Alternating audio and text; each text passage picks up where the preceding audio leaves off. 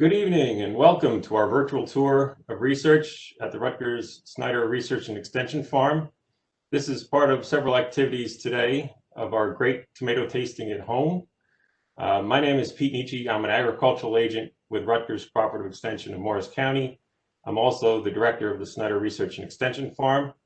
I'm joined this evening by Steve Komar, an agricultural agent up in Sussex County, one of my colleagues, and Megan Muehlbauer, who will be your tour guide this evening for our virtual tour of the research at the farm. As some of you may have participated in the Great Tomato Tasting event in the past, typically it's an in-person event, but as you can imagine, we've had many challenges this year and had to go virtual. We hope to be back in person real soon. Megan, if you could go ahead a slide.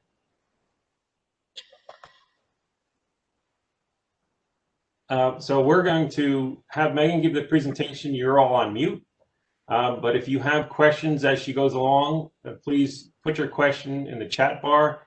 As you can see on the screen, if you hover over the chat at the top of the screen, the chat button, you should be able to open up the chat room and ask questions of the panelists as we go along. I'll interrupt Megan if I think it's something she needs to address verbally, or Steve Komar and I will try and address the questions in the chat room.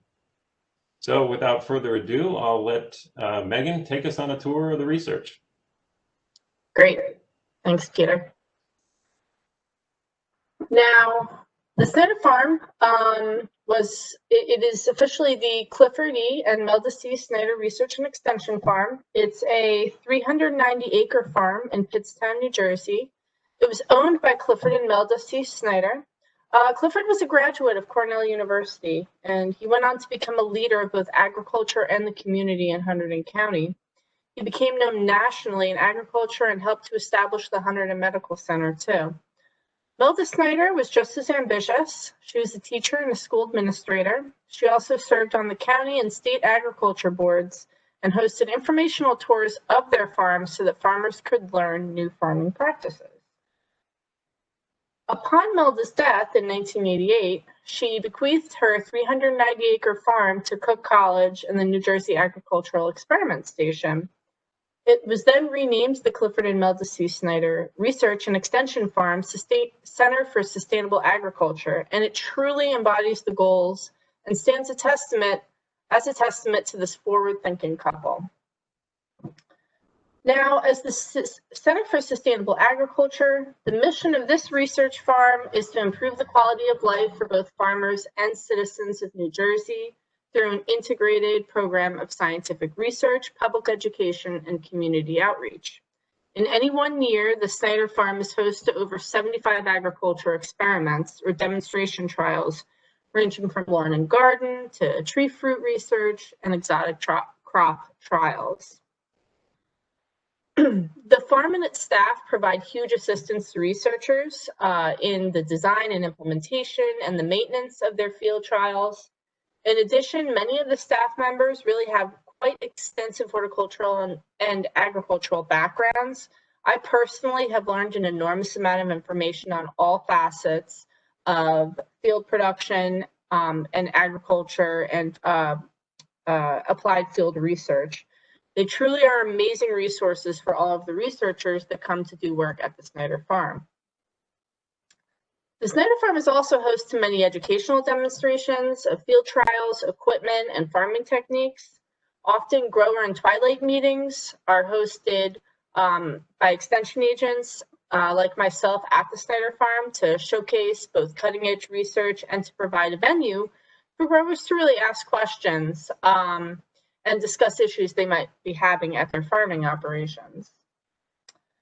But not only does the farm host grower meetings, it's also a venue for outreach of agriculture and home garden information to all the community. So we do that obviously through open houses like the Great Tomato Tasting. But many extension agents like myself will hold hands-on workshops for topics such as tree fruit pruning and plant propagation that all of the public can participate in. The Snyder Farm is also notable for its yearly internship program. So every growing season, many students are hired as summer helpers or interns, or some are even brought on for independent study research projects. This provides an opportunity for students to really learn hands-on field applied research, as well as methods to outreach this information to the public as extension agents do. I personally owe a huge amount of gratitude to the Snyder Farm and everyone that works there, as that's really how I got my start in learning about applied field research over 10 years ago. Now, one of the things that makes the farm extra special is its close involvement with the Rutgers Against Hunger program. For over 20 years, the staff at the Snyder Farm have worked with community organizations to harvest and distribute literally tons of produce, high quality, fresh farm fruits and vegetables to New Jersey food banks and soup kitchens. As of 2018, the farm has donated over 1.7 million pounds of various food to various food organizations throughout the state. This has included the Flemington Food Pantry, Farmers Against Hunger, Mercer Street Friends Food Bank, Norwest Cap, and Gibbon Gardens. Really quite an impressive feat. Now, two last things that I want to point out before we go on our official field portion of the tour is I wanted to point out, give you a bird's eye view of nearly the entire property. And I wanted to point out this really extensive and impressive soil erosion and water management feature that this farm has that has been designed. And it's really a demonstration for growers to see how to do this sort of work on and create these features at their farms. So there are actually 3 terraces on the north side of the road, which you can see here with these arrows, and 2 on the south side of the road. And that diverts all the runoff water from the farm out into a main waterway. And this waterway runs through several man-made wetlands with species that are planted to help clean the water of sediment, fertilizers, pesticides, and debris. Then it flows down. From there, it runs down, after it runs through the wetlands, it flows into a large irrigation pond, which is at the bottom left of the screen. And that's where water is actually repumped into the irrigation system that's used throughout the farm. So it's really an excellent example of a full circle sustainable water system and the types of demonstrations that we do at the Snyder Farm. Another method of conservation that the Snyder Farm demonstrates is cover cropping. So when fields are not being utilized for field trials, they're often planted with cover crops, many of which conserve and replenish the soil with nutrients. This particular crop is tillage radishes. So they're actually grown to help aerate the soil and decrease soil compaction. And that allows future crops to have better root penetration. And it also helps water to infiltrate into the soil. Now, in addition, though, they're considered nutrient scavengers. So these are really interesting in that they will actually absorb and retain lots of nutrients that may otherwise leach from the soil. And then it helps make those nutrients more readily available for the next crop or the next field trial that gets put in the ground. So now let's begin the tour of the farm. Our first stop, you'll see here, is the Melda C. Snyder Teaching Garden. So the purpose of the teaching garden is to showcase different gardening methods, designs, and varieties that the public can purchase. It also serves as a place to showcase many of the plants that were bred through a number of different Rutgers University breeding programs. This includes blueberries, hazelnuts, dogwoods, hollies, and lilies. It's also a place where the Snyder Farm crew can showcase their own garden designs and creativity. So in the top right of the screen, you can see what's been there for the past couple of years now. There's been a grass labyrinth that was designed and maintained by a since retired staff member, which is a really unique feature of our teaching garden. Here's one of the deer-resistant planting beds that is in the display garden.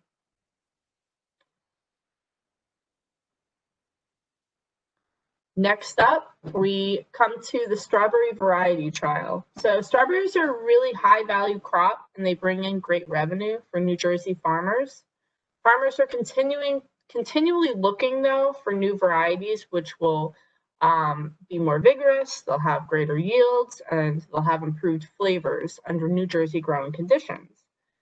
So the Rutgers New Jersey Agricultural Experiment Station has a breeding program. They had several advanced strawberry selections that came out of that breeding program, and extension agents such as Peter Nietzsche believe that there could be potential for these strawberries to perform well for our local growers. So he established a replicated yield and quality trial so that they could better evaluate the potential of these selections for local farms.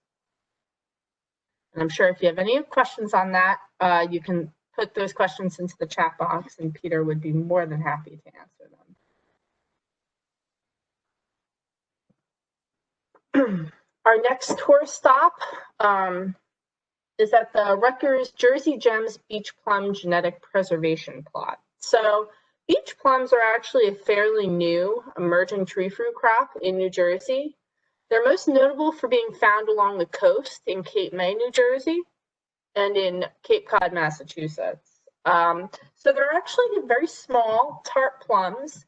They're most often used in processing, so you would see them more commonly in jellies and jams and baked goods because they just don't have a whole lot of sugar in them. Several beach plum varieties, though, were actually selected from the Rutgers tree fruit breeding program, which is in a more southern portion of the state. And one in particular was released in part by a request from a New Jersey beach plum grower. This variety was then named the Jersey Gem. Unfortunately, the original tree, though, began to decline at its original location in the breeding plots. So I had the opportunity to take some scion wood from that tree, and I grafted it into an old trial of peaches, actually, that were at the Snyder farm that was no longer used for any field research. So we've actually successfully preserved this beach plum variety. You can see them here. They're very large, bushy trees, really. And we're looking to continue to cut and distribute the scion wood from these trees while they're dormant in the wintertime, and distribute them to future beach plum growers. We're also in discussions of using some of these trees for future pollination studies.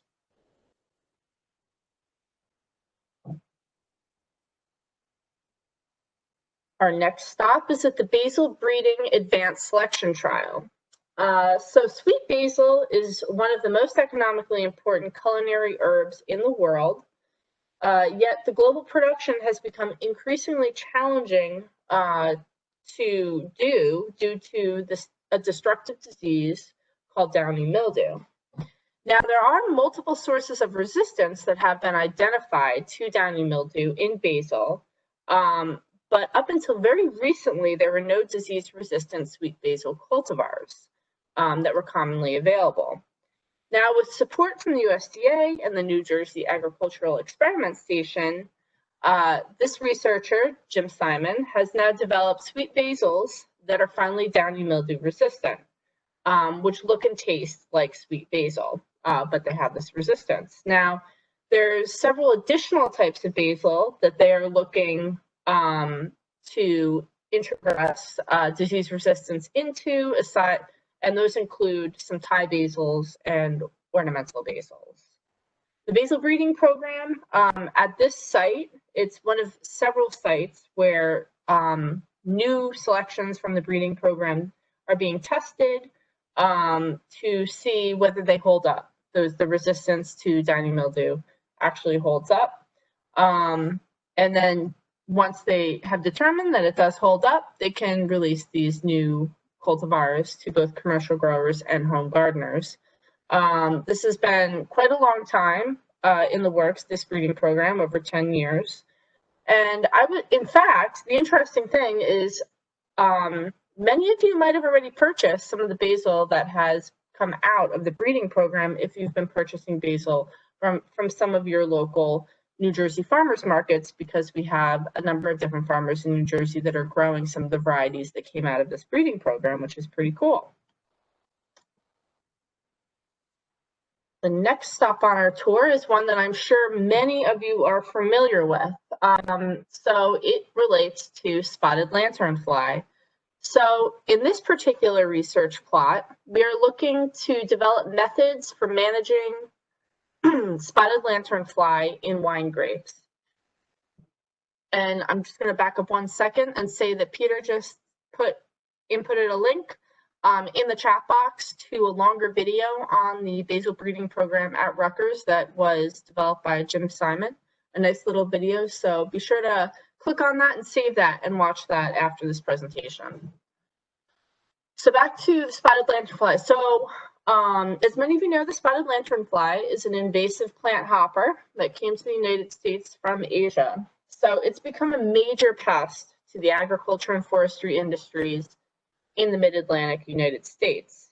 And it's been found that these pests don't necessarily cause immediate harm to different crops, but they will eventually result in long-term damage and mortality.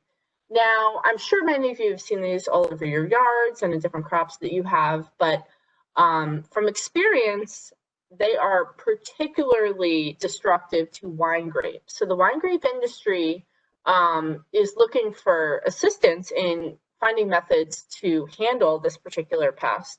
If you just look to Pennsylvania over the border, they've actually had some of their vineyards completely decimated by the lanternfly. So we don't want to have that in our state, and especially in Hunterdon County. So we have this plot that was established in an effort to protect the wine grape industry against these invasive pests.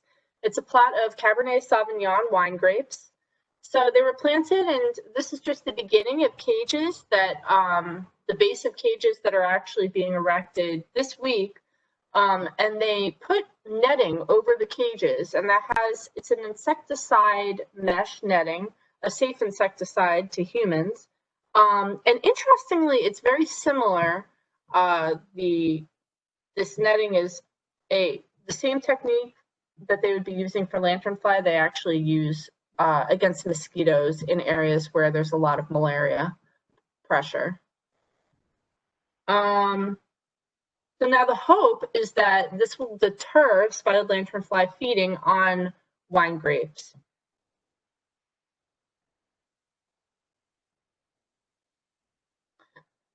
Next stop is our hard cider apple variety trial. This is one of my trials that I have at the extension farm, or at the Snyder farm. Now, over the past several years, tree fruit growers in New Jersey have expressed increasing interest in establishing orchards of apple varieties, specifically ones that are used to make hard cider. I've also had interest that's been expressed from our wine grape growers too, in fact. Now, the purpose of this project was to serve the New Jersey fruit growers by maintaining a hard cider variety trial at the farm. So this trial has over 30 different varieties of hard cider apples, and I'm looking to assess how well these varieties do under New Jersey growing conditions. Data is being collected from this trial on different traits of these different varieties, and that includes yield, fruit weight, disease resistance, which is a big issue in several hard cider varieties. They can be particularly susceptible to fire blight, which is a bacterial disease that will actually kill the entire tree if it infects and is not handled properly. I'm also looking at the time of fruit maturity, because a lot of our growers in New Jersey are used to growing dessert apples, and they know the maturity times of those apples. They're not so confident on what the maturity times are of hard cider apple varieties. So we are looking to, or I'm looking to be able to give growers this information.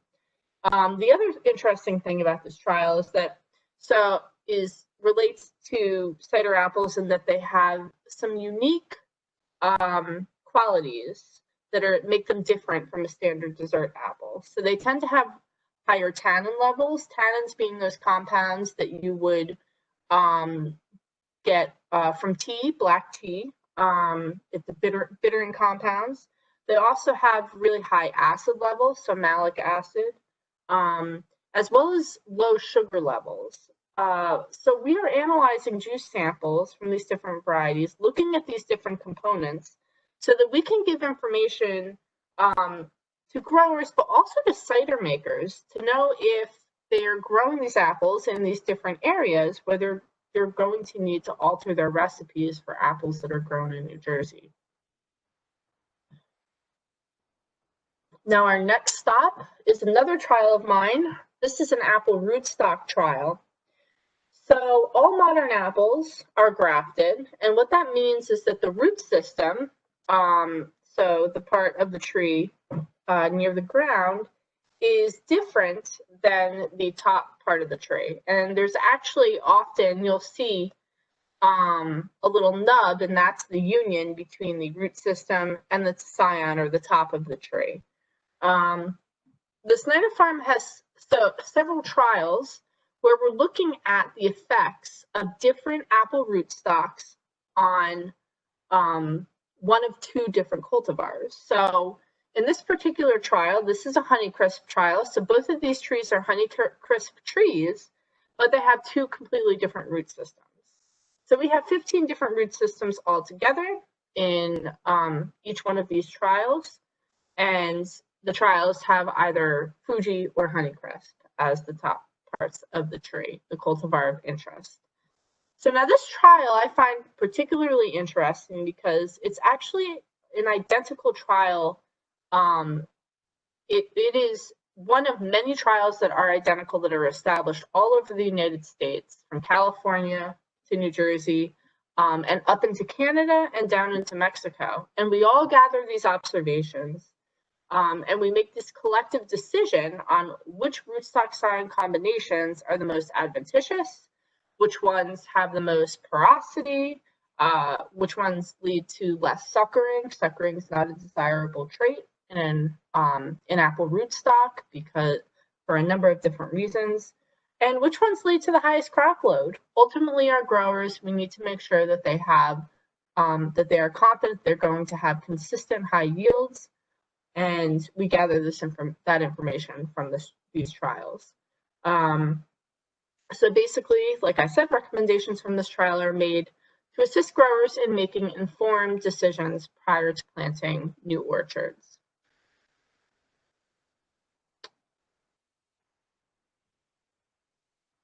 Now, I happen to have a lot of my trials, since I'm the tree fruit grower, they tend to be, my trials are kind of clustered all together. So it's a lot of my work right here. The next project happens to also be a project that I am heading off, although I'm heading off I work on this trial in collaboration with Tom Molnar, who is the hazelnut breeder at Rutgers University. He is based in New Brunswick, though.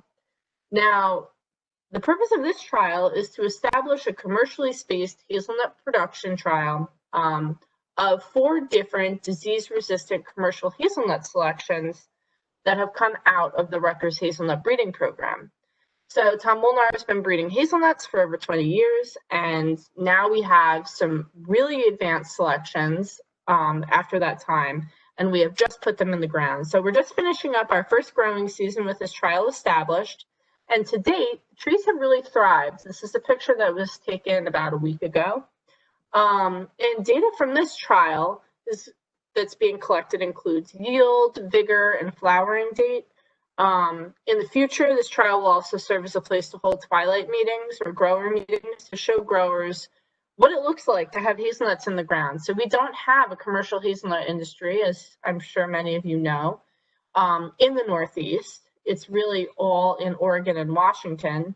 And so growers have no idea if they could have resistant hazelnuts that they could be growing in New Jersey, but they really have no experience in growing these trees, what kind of spacing is required, what the growth habits look like of these trees. Hazelnuts tend to have a more bushy growth habit than tree fruit that they might be used to, such as apples or peaches.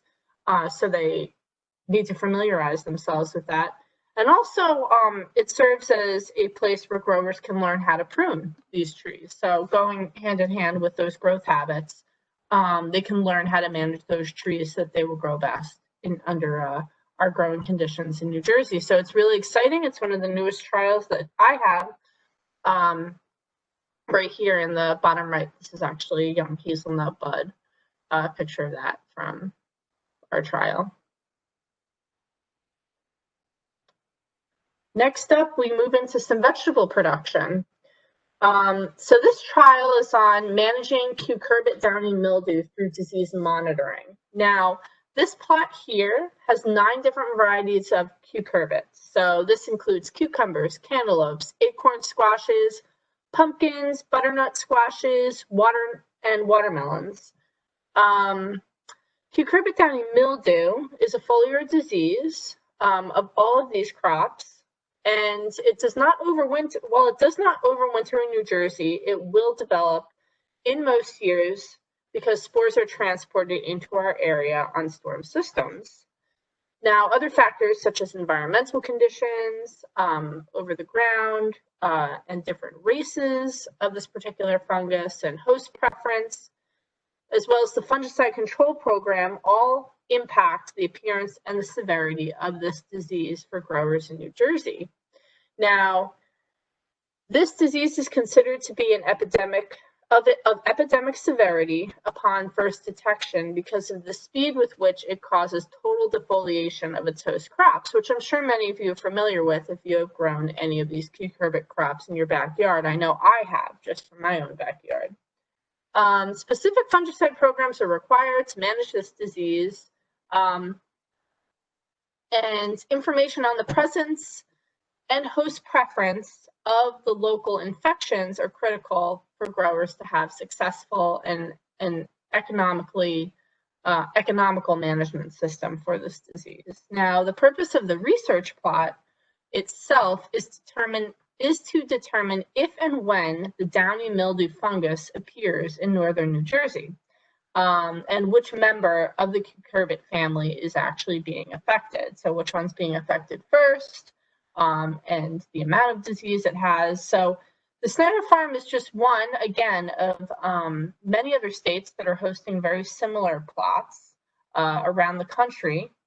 So on August 11th was actually when downy mildew was first found on the cucumbers in the study. And to date, no other crops have actually been affected, which is a good thing for our growers. Now, weekly reports of this information from this trial on the status of downy mildew are posted to several different websites, including the Rutgers Plant and Pest Advisory. And that's one of our main conduits of information to our growers that we post to for important information such as this. Now, this plot also provides a significant amount of produce for our local food pantries, which is really quite fantastic. Now, the pictures that you're seeing here in the bottom right is sporulation of this fungus on the underside of a butternut squash leaf.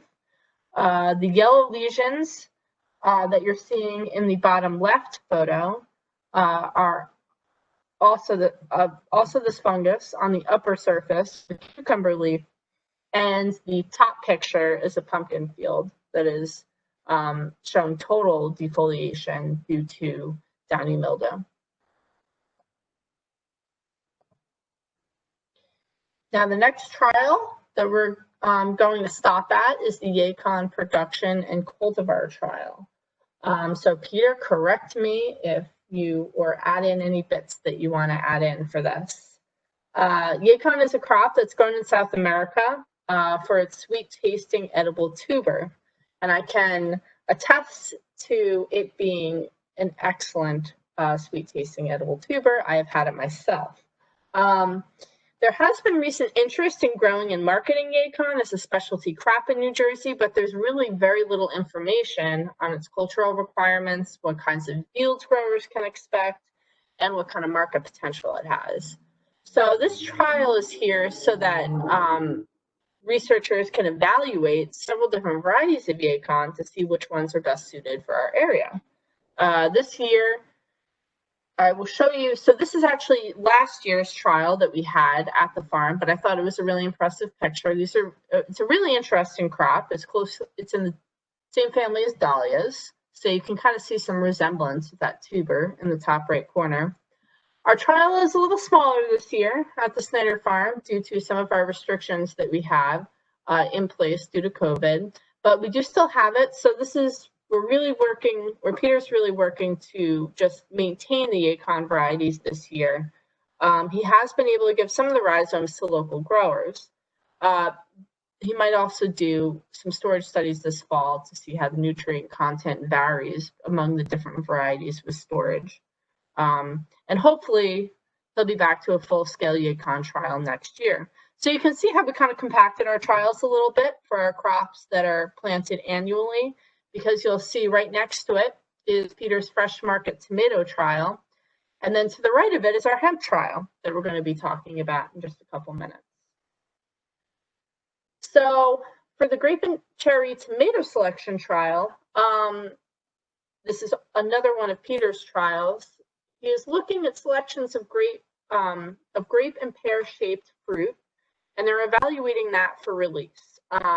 This is similar fruit to the variety Scarlet Sunrise, if you have seen that or had that at one of our previous tomato tastings. He's also looking for potential selections that they could use in further crosses, in further traditional breeding program crosses.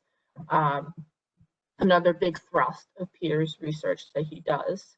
The interesting thing here is you can see in these different fruit that they're evaluating, you can see there's a huge range of size, shape, and color of these tomatoes that they've had that have resulted from the breeding efforts at Rutgers.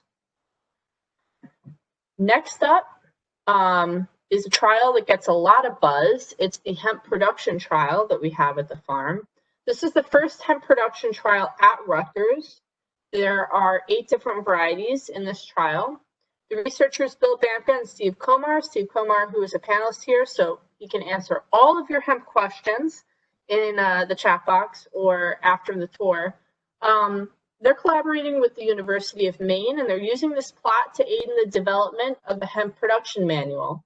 So they're looking at diseases, incidents, when it happens, what diseases are occurring on hemp, looking at different pests that are popping up in this particular crop.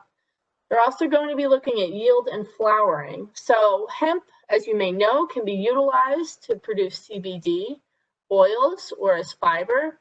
So the preliminary focus of this hemp work is to look at the CBD content of these different varieties. And one of the components of the project is to determine if the nitrogen status of the plants relates to the bud quality of the plant.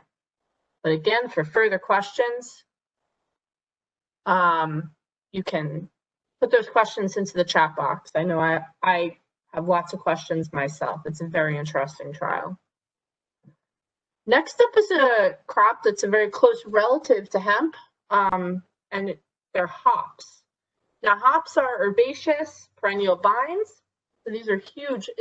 They're very tall. They'll grow up these. If you next year when you're here in person, hopefully you'll see that they're growing up these nearly 20-foot telephone poles. Now, they're grown worldwide for their female flowers, otherwise known as cones, and they're actually really closely related to hemp, like I said.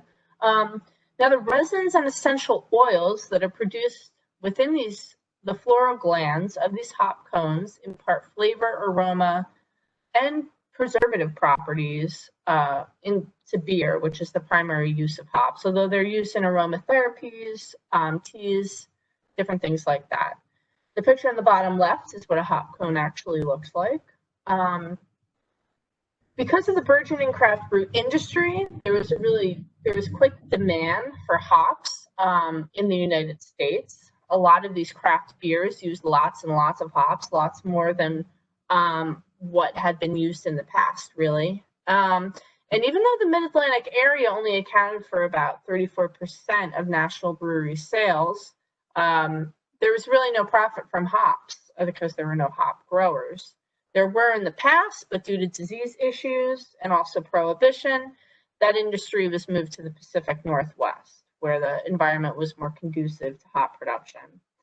So as the interest started building up, I, as well as Steve Komar and Bill Bamka, had looked to try to determine if this could be a new source of income for growers. And some preliminary studies had been done many years ago, but that was a little before the craft brew industry really started to bloom. So we looked again to see, could this area really be conducive to hop production so that growers would have a market that was really close to them. So what I really focused on deviating away from a lot of the yield trial work was to see if hops that were grown in New Jersey could meet the industry standards for hop production. That would be the alpha and beta acids and essential oil content. So that's what imparts all the flavoring or a lot of the flavors to beers. And so brewers really wanted to make sure that when they were purchasing hop cones, they were purchasing something that they were expecting. They were purchasing hops that had the levels of alpha and beta acids and aromatic compounds that they had come to expect from the consistent crop out of the Pacific Northwest. So we've been working on that, and we're also working on trying to find the optimal time for picking hops to be able to reach those levels that growers would need to achieve to be able to sell their crop consistently to brewers in the area. Our next stop is back to some more fruit. This is a brand new trial that's being established. It's a long day strawberry crown mapping trial. Now, you don't see any strawberries in the ground yet, but they're going to be planted this fall, from what I understand. Now, typical June-bearing strawberry plants will form flower buds in the fall as the days get shorter. In this particular flower mapping trial, the researchers, Peter Nietzsche being one of the main researchers on this project, is going to be dissecting strawberry crowns to determine when the flower buds form, and that information is actually going to be utilized to time fertilizer applications, specifically nitrogen applications, so that growers could potentially increase their yield, and hopefully, if they don't need to be adding all of these extra fertilizer inputs, they won't. This is going to really give you a refined estimate of how much fertilizer needs to be inputted into a crop. Flower mapping is currently widely being used in Europe, evidently, but not so much in the United States. So it could be really helpful to growers and hopefully to make their fertilizer bills a little less burdensome.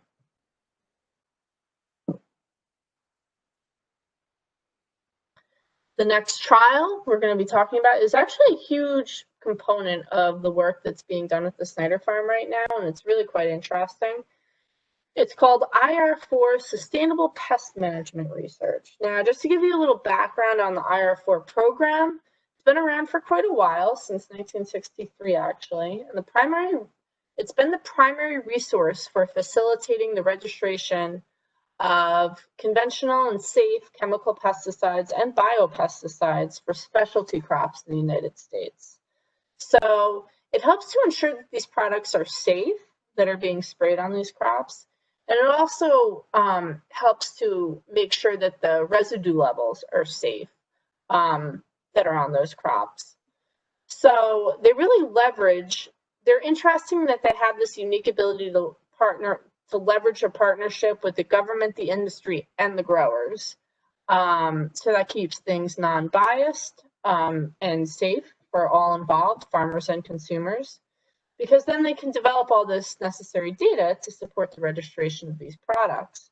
So what we're looking at right here, just a snapshot of a couple of there are often upwards of 15 trials that are being done for this program at the Snyder farm in any year recently. So first we're looking at stevia in the top left. These plants are going to be harvested in mid-September. When they're at maturity, they're going to be dried down, and then the researcher on this project is going to collect bulk leaf samples for analysis of any residues that might be present.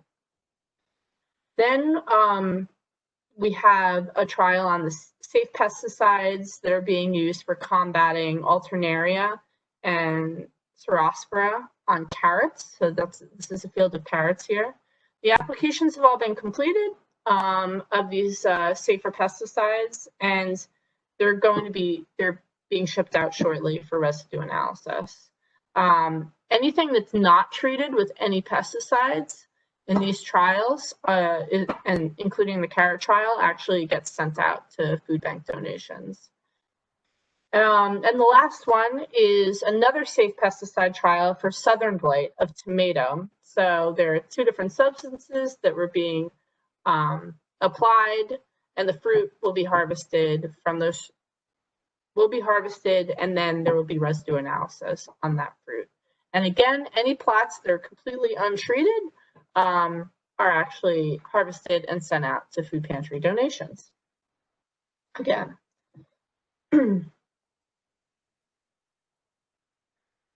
Next up, we have our ethnic crop research plot. So this is a whole array of different crops that are grown in this particular plot. Now, in 2020, the ethnic crop research group focused on evaluating exotic crops that had been developed from New Jersey and the Mid-Atlantic. So there's a whole slew of different crops that are being grown in these trials to see how well they grow in New Jersey. So these include habaneros, a number of exotic peppers, including habaneros, super hots, and cayennes, tropical spinach, which you can see in the top photo. That includes amaranths as well, what we would know as amaranths, tropical spinach. Okra is also being grown, roselle, and tiger nuts are another crop. That's in the bottom left, this crop that has actually been grown but never been grown to actually pull up and eat the nutty underground portion of this plant. Now, the purpose of this work is to compare the performance in northern New Jersey with in addition to looking at how well it grows in New Jersey, there's another plot in southern New Jersey and in central New Jersey. All the plots are being compared under conventional and organic production systems. The researcher here is looking for yield and quality data, also interested in the economic viability of these different crops.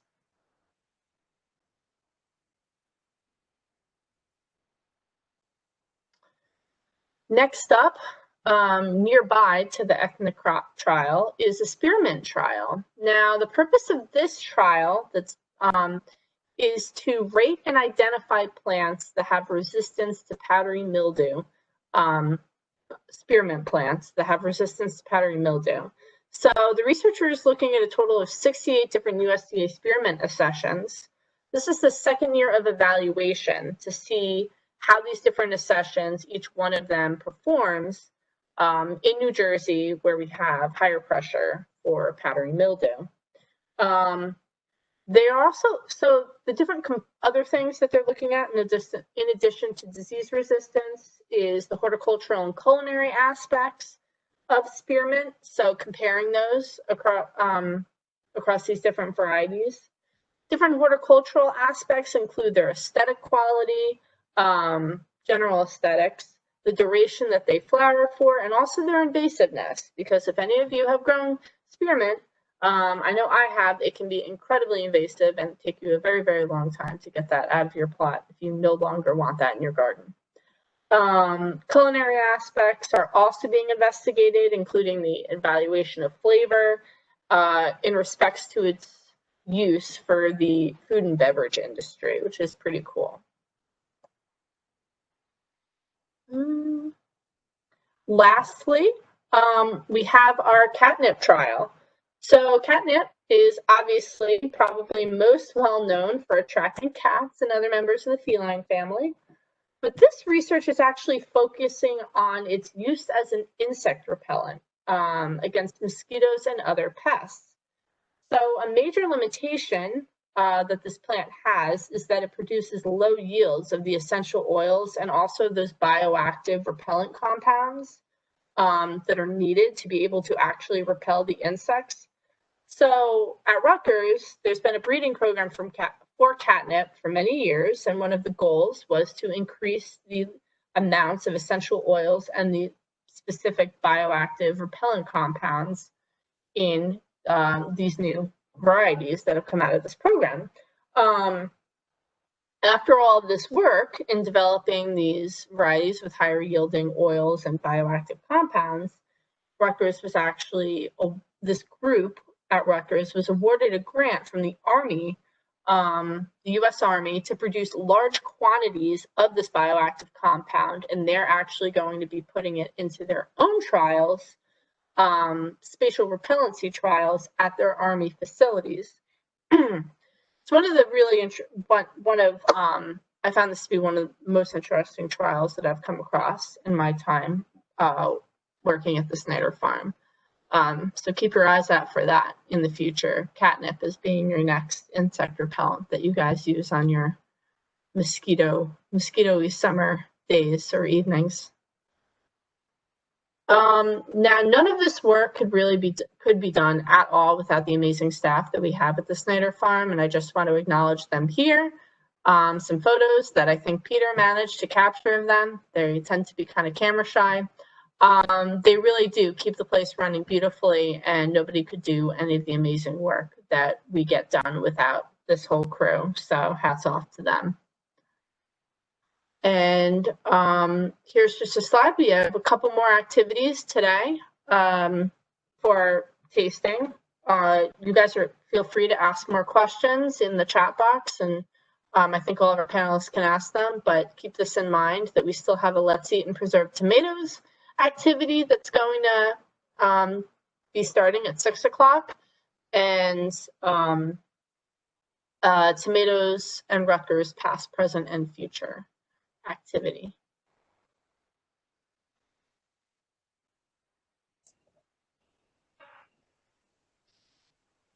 Okay, Megan, we only had a few questions in the chat room, but there's one that's kind of a multi-part and might be a little challenging to go through it all, but it was asking about which trials would be continuing for the unforeseeable future and which trials are nearing their end. Yeah. I know in terms of my trials, my hazelnut trial is going to continue on, and my hard cider apple trial is going to continue on. Those are new trials. That's new information. We haven't really hit our peak of information for those. Some of my rootstock trials are going to be phased out because we have some new rootstock trials that are on the horizon. New rootstocks have been developed and they're currently in propagation, and we need to pull some out so that we have some room to put some new rootstock trials in. Those are a huge undertaking, a lot of work, and we need to make sure that the fields also have time to, at least for tree fruit, that they have some time to sit without any tree fruit in them before we even think about putting anything new in there. In terms of the hop trial, that's probably going to be phased out soon as well. We've gotten the information that we want. We just need to analyze some of that data. Yeah, and then there was which trials might benefit home gardeners, which is many of them. I mean, there's a few that are designed more for commercial, but in different ways, many of those will benefit home gardeners. Absolutely. I would say a lot of the annual work and any of the variety trial work, because oftentimes I know from my standpoint in working with apple breeding and working in hazelnut breeding work, that sometimes we see varieties that come through and we end up looking at them and determining that there's a lot of aspects of those different varieties that would be much more applicable to home garden production than it would be commercial production. So it's kind of a win-win. Yeah. Someone was looking for the list of ethnic plants again being studied. You can recognize some. I think that's a good question for you, Peter. Did you mention tiger nuts, which tiger nuts? Yes. That was one in the middle. That's related to nutsedge, actually, and you eat the edible. I believe they're considered tubers. There is hibiscus, I believe, out there. There's some of the peppers, and amaranth. I know there's several. That was in one of the pictures. I think being grown for the leaves in that situation for fresh leaf consumption. And there's a couple of people interested in spotted lanternfly and how to kill them. And I will comment that since it was in other states like Pennsylvania earlier, they've had more time to research it than we have. We couldn't bring it here and risk infesting our state with it before it was here. But now we're stepping up a lot of work and looking to other states that have already had it. Pennsylvania and Maryland, I believe, has had infestations. Isn't that correct, Megan? Mm-hmm. Yeah. Yeah. So they've got some data and information, and the Department of Ag has been sharing that out of Penn State. But it looks to be another difficult invasive species to deal with. Actually, I don't think it's too hard to kill with pesticides, but no one really wants to do a lot of that. So we'll look for alternatives. I can see from experience today, because I actually have a wild grapevine that's growing in my own backyard. They're not, you can't really swat them. You have to carefully go in and like quietly, carefully grab them. That is actually the easier way to grab them. And I did that with the entomologist too. That was their method. They don't go about swatting it and kind of attacking it like we would a fly. You have to be careful with it because they'll hop. They're hoppers. They're not flyers. So it's a different kind of movement. All right. So while we're waiting for more questions, I'm going to open up the poll. Please take a minute to open up the poll and answer some of those questions.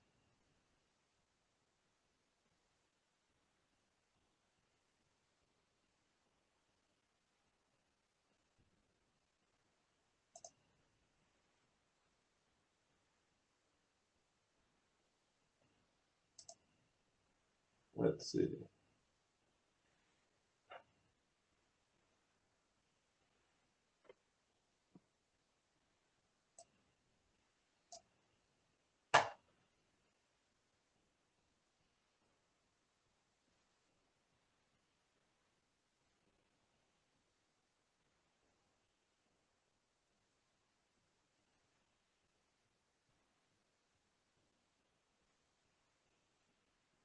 Hopefully many of you will join us for our other activities today, and one starting in a few minutes, talking about eating and preserving tomatoes by our family and community health science educators.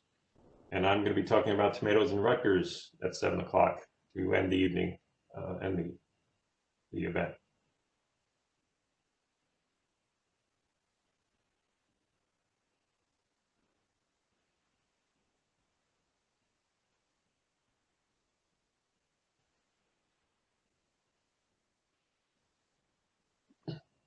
A question in the chat room, Megan, do you have any experimental gardens on organic approaches? Not yet, but I've been working on getting, in terms of my tree fruit research, I've been working on getting a grant off the ground to do some seriously extensive research on organic apple production in New Jersey, which really hasn't been done. It's very challenging to do, but people want to learn how to do it. I would like to test out different methods that we only hear really anecdotal evidence for being effective. So it's in the pipeline, that's for sure. Well, and we do have plots at the Snyder farm that are certified organic. Unfortunately, that was one of the projects that was delayed this year and then couldn't really start up later in the season. So it's mostly been in cover crops, but that's helps the soil health and is looking forward to hopefully getting that plot out again next year. We're not at full capacity this year because of all the limitations in the spring. We were lucky actually that Rutgers did allow a lot of the research to go on and researchers work out there because they knew it was essential for food production. So many of the labs got shut down temporarily, but we were allowed to do at least some of the work we wanted to do this year because it involved food and farming. Yeah, Pete, this is Steve, and also there have been some ancient grain organic trials conducted at Snyder, and in the past we have done some corn for grain under organic conditions. So there has been organic research conducted on farm over the years. Yeah.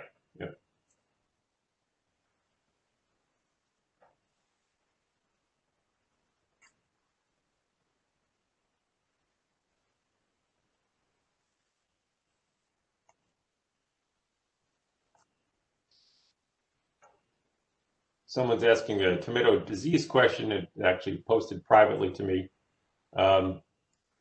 Maybe you should have joined us for the afternoon, the lecture on tomato questions and answers. Take a look at the resources on the website there. There's some fact sheets about tomato diseases. Look at the one on fungal diseases, is probably what you're dealing with. And we hope to have some of these webinars up very soon, recorded on the site. So check back with the Great Tomato Tasting at Home website, where we hope to have them all posted there, the recordings of these events.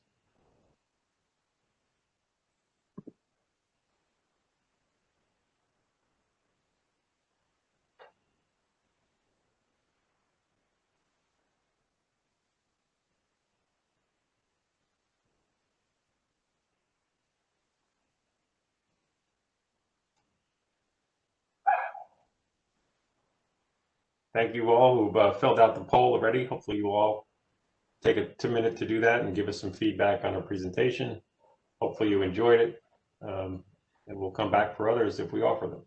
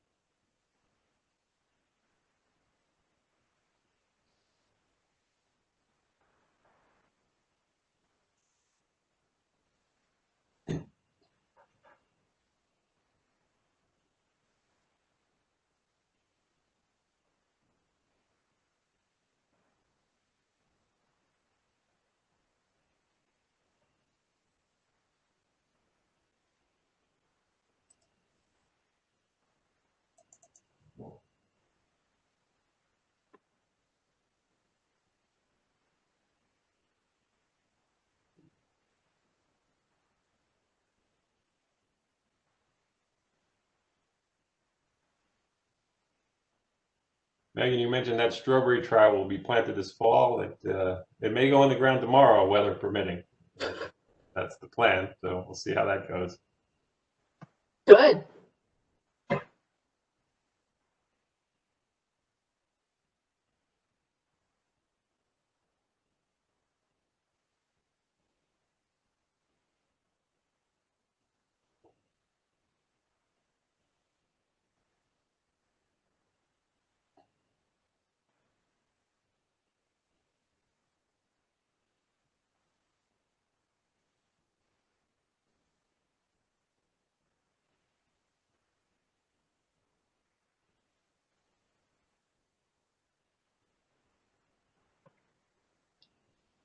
We're going to close out the poll in another 2 minutes. Hopefully everybody can fill that out, help us evaluate our presentation and guide us for the future. And then hopefully you'll join us for some of the other activities, or check back on the tasting website as well as the Rutgers NJS websites for more information on some of our work.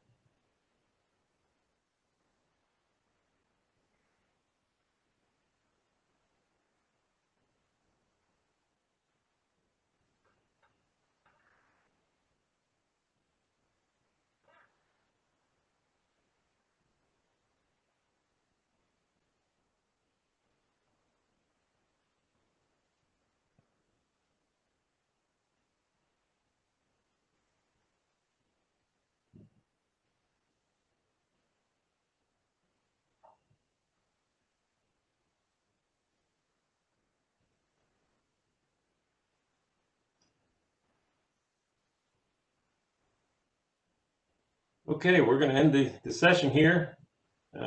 Again, thanks all for joining us. We look forward to meeting you again, and hopefully maybe in person, not so virtually. Have a great night, everyone. Thanks again.